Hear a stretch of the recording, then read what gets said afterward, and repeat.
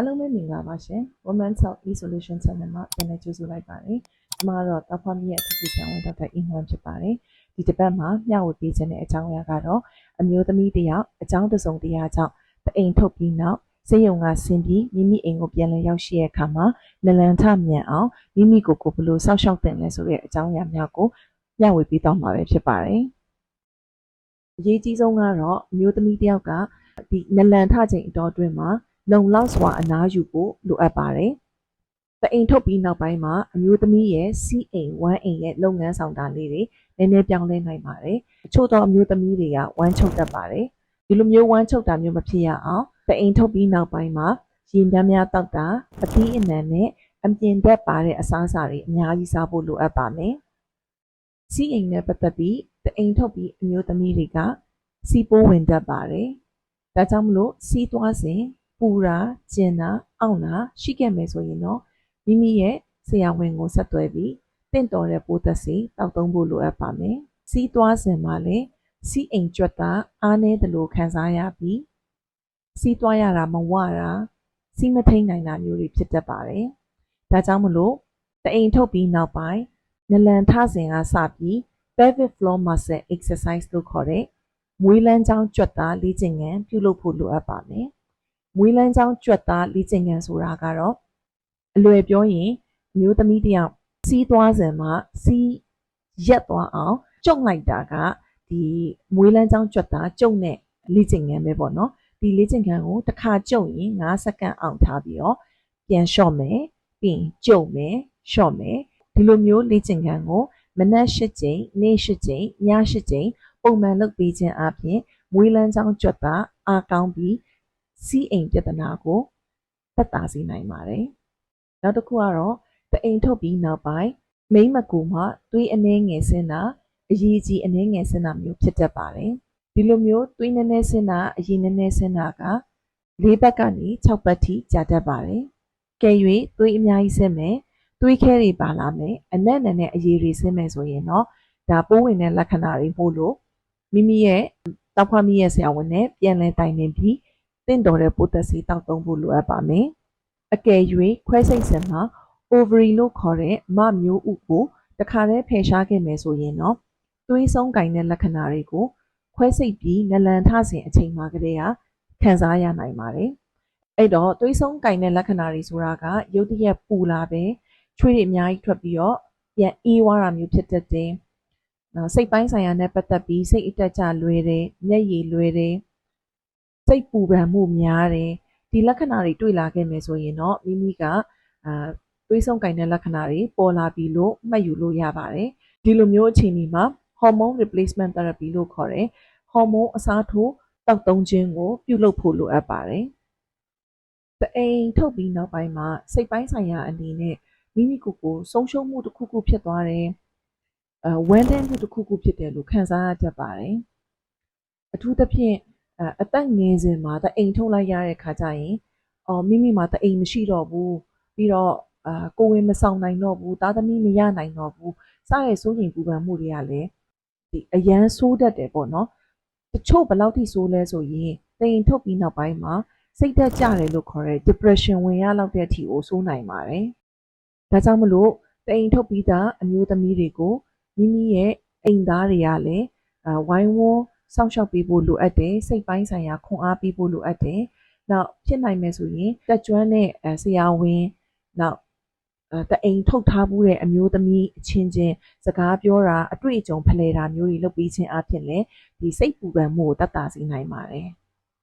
နောက်တစ်ခုကတော့တအိမ်ထုတ်ပြီးသွားပြီဆိုရင်မြန်မာအမျိုးသမီးအများစုကညံ့ညံ့အိုလာမယ်လို့ထင်တာပေါ့နော်ဆိုတော့အဲ့ဒါကဘယ်ပေါ်မူတည်လဲဆိုရင်တော့တအိမ်ထုတ်တဲ့အသက်အရွယ်ကြီးနောက်တအိမ်ထုတ်ရတဲ့အကြောင်းရင်းနဲ့တားဥအိမ်ထုတ်လားမထုတ်လားပေါ့မူတည်တယ်ပေါ့နော်ဆိုတော့ကျွန်မအရင်တစ်ခေါက်ဗီဒီယိုမှာပြောပြဖို့ရင်အမျိုးသမီးတယောက်ကတအိမ်ထုတ်လိုက်ပြီမဲ့တားဥအိမ်မထုတ်ထားဘူးဆိုရင်ဒီအမျိုးသမီးမှာကသူ့ရဲ့လက်ကျန်တားဥအိမ်ကနေဟော်မုန်းတွေကိုထုတ်နေအောင်မှာဖြစ်လို့သူကသွေးဆုံးမှာမဟုတ်ဘူးတအိမ်မရှိရလို့ဒါယာတီမလာတာဒါပေမဲ့အဲ့ဒါသွေးဆုံးတာလို့မခေါ်ဘူးအဲ့လိုအခြေအနေမျိုးမှာတအိမ်ထုတ်လိုက်ပြီမဲ့လည်းပြောင်းလဲမှုမရှိဘူးပေါ့နော်ဒါပေမဲ့အဲ့တားဥအိမ်နှစ်ဖက်ကိုပါထုတ်လိုက်မယ်ဆိုရင်တော့ဒီအမျိုးသမီးကဟော်မုန်း level ကရုတ်တရက်ကျသွားတာဖြစ်တဲ့အတွက်ကျွန်မခုနကပြောတယ်သွေးဆုံးကင်တဲ့လက္ခဏာကြီးရုတ်တရက်ပေါ်လာတယ်။နောက်နည်းနည်းအသက်ငယ်တဲ့အချိန်မှာတောက်ဥအိမ်နှစ်ဖက်ကိုထုတ်လိုက်မိပြီဆိုရင်သူကဟော်မုန်းတွေမရှိတော့တာဖြစ်တဲ့အတွက်အသားရည်တွေလျော့တွဲလာတာအယိုးပွားတာအဆင့်အမြစ်တွေကိုက်တာမွေးလန်းချောင်းခြောက်တာအိမ်တောင်ရှိရဲ့အမျိုးသမီးတွေဆိုရင်အမျိုးသားနဲ့ကာမဆက်ဆက်ရှင်စိတ်တွေမရှိတော့တာဒါတွေကဖြစ်လာနိုင်ပါတယ်။ဒါကြောင့်မလို့ကျွန်မခုနကပြောတာမိမိကတောက်ဝင်နှစ်ဖက်ကိုပါထုတ်လိုက်တယ်ဆိုရင်တော့အသက်လည်းငယ်သေးမယ်ဆိုရင်လိုအပ်ရင် hormone replacement therapy လို့ခေါ်တဲ့ဟော်မုန်းအစားထိုးတဲ့နည်းလမ်းကိုအသုံးပြုပေးဖို့လိုအပ်ပါတယ်။နောက်တစ်ချက်အမေးများတာကတော့ဘယ်အချိန်မှလေ့ကျင့်ခန်းပြန်လုပ်လို့ရပြီလဲကားစိုက်ကယ်ပြန်မောင်းလို့ရပြီလဲဆိုတဲ့မေးခွန်းပဲဖြစ်ပါတယ်။ဒီမေးခွန်းကိုဖြေရမယ်ဆိုရင်တော့ဘိုက်ခွဲထားတဲ့နေရာက1 byte ကြွက်သားလေးတွေပြန်လည်ကျန်းမာလာဖို့အချိန်အနည်းငယ်လိုအပ်ပါတယ်။ဒါကြောင့်မလို့ခွဲစိတ်ပြီးပထမတစ်လခွဲအတွင်းမှာပြင်းထန်တဲ့လေ့ကျင့်ခန်းတွေလုပ်တာမျိုးအလေးပင်မတာမျိုးကိုရှောင်ရှားသင့်ပါတယ်။တအိမ်ထုတ်ပြီးပထမတစ်လခွဲအတွင်းမှာဘယ်လိုလေ့ကျင့်ခန်းမျိုးတွေကိုပြုလုပ်သင့်လဲဆိုရင်တော့အရှိမပြောပြထားတဲ့မွေးလန်းချောင်းကြွက်သားအားကောင်းစေတဲ့ pelvic floor muscle exercise လုပ်တာမျိုးလမ်းလျှောက်တာမျိုးကိုလုပ်ပြီးလို့ရပါတယ်။ခွဲစိတ်ပြီး6လကြာရင်တော့ gym မှာ workout လုပ်တာမျိုး1 byte ကြွက်သားလေ့ကျင့်ခန်းတွေကိုပြန်လည်လုပ်ဆောင်လို့ရပါပြီ။စတင်လုပ်ဆောင်ကားစားမှာပုံမှန်ထက်ပင်ပန်းတယ်လို့မျိုးခံစားရတတ်ပါတယ်။ဒါကြောင့်အရေးကြီးတာကမိမိခန္ဓာကိုယ်ကလက်ခံနိုင်တဲ့ limit အတွင်းကိုပဲလုပ်ပါ။ဖြည်းဖြည်းမှန်မှန်လေးနဲ့ပြန်လည်လုပ်ဆောင်ပြီးဖို့တိုက်တွန်းချင်ပါတယ်။နောက်တစ်ခုကတော့ကားမောင်းတာစိုက်ကယ်မောင်းတာကိုတအိမ်ထုတ်ပြီးတစ်လခွဲအကြာမှာပြန်လည်လုပ်ဆောင်လို့ရပါတယ်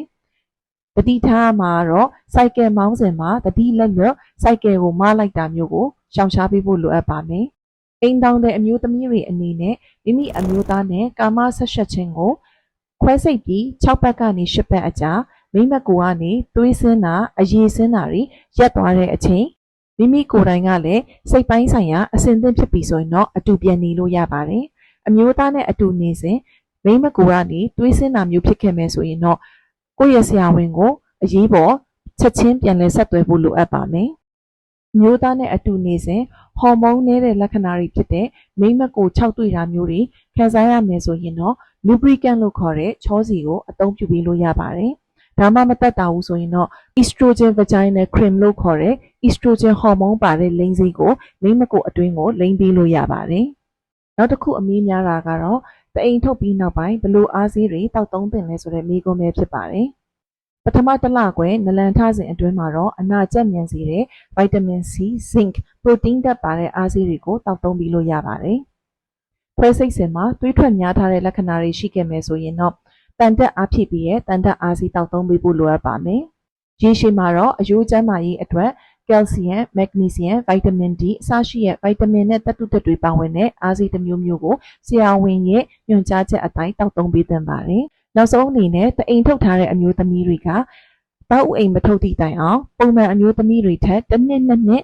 စောပြီးတော့သွေးဆုံးတာမျိုးတွေ့ရတတ်ပါတယ်။ဒါကြောင့်မလို့အသက်ငယ်ငယ်နဲ့တအိမ်ထုတ်ထားတဲ့အမျိုးသမီးတွေမှာ lifestyle modification အရင်အရေးကြီးပါတယ်။ lifestyle modification ဆိုတာကအစားအသောက်မှာဆိုရင်အသားငါးကြက်ဥနွားတို့ဟင်းသီးဟင်းရွက်အသီးနှံအစရှိတဲ့အစားအသောက်တွေကိုစုံလင်မျှတစွာစားပေးဖို့လိုအပ်ပါတယ်။ရေများများတောက်ပါ။တစ်နေ့ကိုအိတ်ချိန်8နာရီကနေ9နာရီရအောင်အိတ်ပေးပါ။ကြွက်သားဖွံ့ဖြိုးစေတဲ့လေ့ကျင့်ခန်း